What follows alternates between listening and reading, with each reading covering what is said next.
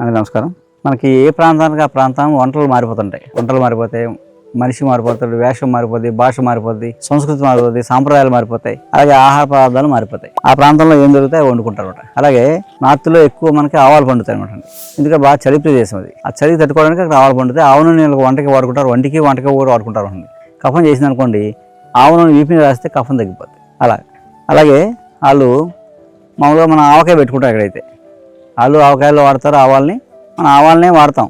ఆవాల్ని, ఆవకూరని, ఆకుకూరగా కానీ పప్పుగా మనం వాడం.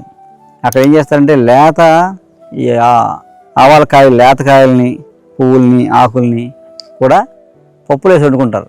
ఇవాళ కూర ఏంటంటే అంటే ఆవకూర పప్పు, అంటే ఆవాల ఆకులు వేసి వండుకుంటారు. అది శీతాకాలంలో వస్తుంది. ఇది కూడా చూసారా ఎంత నేచరు. శీతాకాలంలోనే ఆకులు, కాయలు, పూలు ఉంటాయి.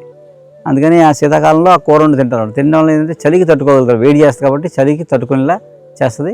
అలాగే చలికాలంలో వచ్చే దగ్గు, కఫం, జలుబు అలాంటివి రాకుండా కాపాడుతుంది అన్నమాట.